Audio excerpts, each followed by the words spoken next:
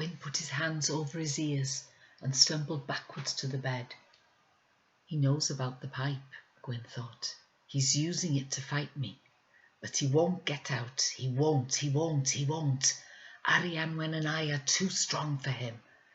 It ended at last. Gwyn lay back, exhausted, and fell asleep on top of the bedclothes. He was awakened by another sound, a muffled, intermittent tapping on his window. Someone was throwing snowballs. He went to the window, opened it, and looked out, and there was a shadowy figure next to the apple tree, but he could not make out any of the features. "Who's there?" he called. "Alan," came the reply. Gwyn ran down and opened the front door. Alan was standing in the porch. He was pale, but certainly not frozen. He was holding something small and dark in his hand, and he had an odd, vacant expression in his eyes, as though he was not sure why or how he had come to be there.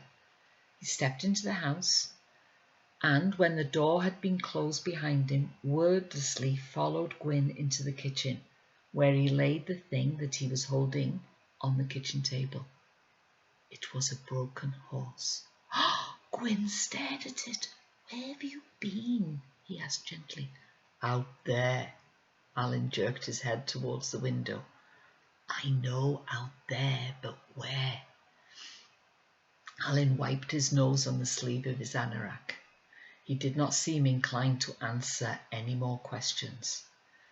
"Better take some of that off," said Gwyn, nodding to his friend's soaking clothes. Alan removed his anorak, his boots and his socks, and then he sank on the kitchen chair, wiped his nose, this time on his shirt cuff. "Wish you could tell me about it." Gwyn bit his lip. He realised that he was no use trying to force Alan to talk. He would have to wait until his friend was ready. "Oh, heck!" Alan scratched his head. "I don't know. It's all so peculiar. Like I don't really understand what happened. I was following your footsteps in that blizzard and I got lost. So I turned round to come back and I couldn't. There was something there like bars, ice cold they were, but hard as anything. At first it was like all cloudy, as I couldn't see. But then it got brighter and brighter, and I saw what I was caught in. It was a sort of cage, bar all around in patterns like a cobweb," Gwyn suggested. "Phew." Alan looked hard at Gwyn. "You know, don't you? It's a damn funny. Though all those things you said, they were true, weren't they?" "Yes, they were true." "Well, I suppose you know about the man then." "What man?" Gwyn stepped closer. "Was there a man in there with you?" "A kind of man. He scared me. He had red hair, and he was dressed all in kind of bright stuff, jewellery and that, with a cloak and a gold belt with a big sword. And he was beating at the bars with his fist, tearing at them, banging his head on them and yelling. I was scared, I can tell you. But he didn't see me. It sounds funny, but I felt very small and kind of like I had something around me, warm and soft. He kept on and on those bars for hours and hours. I fell asleep, and when I woke up, he was still at it, moaning and crying, and then something awful happened." Gwyn waited.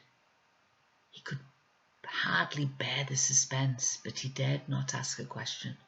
"He began to disappear," Alan continued. "Just shrank, sort of faded away, and so did the bars of ice, until there was nothing left there except..." "Except what?" "That." Alan pointed at the broken horse.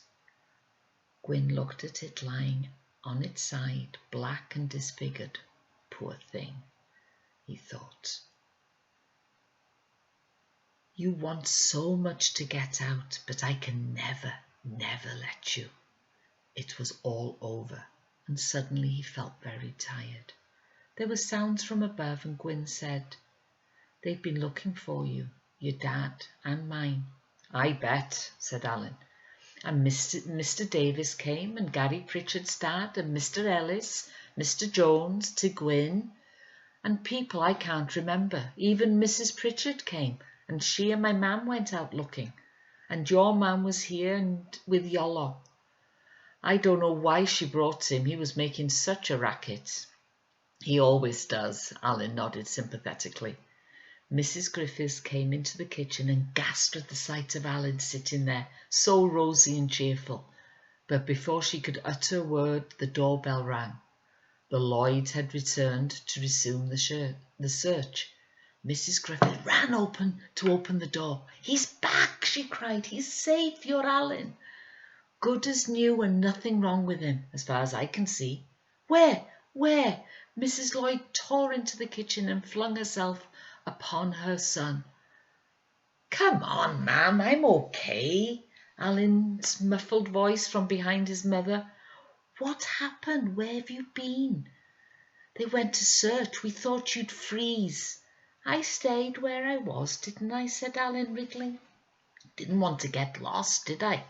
I got behind some rocks in a sort of cave. It was quite warm, really.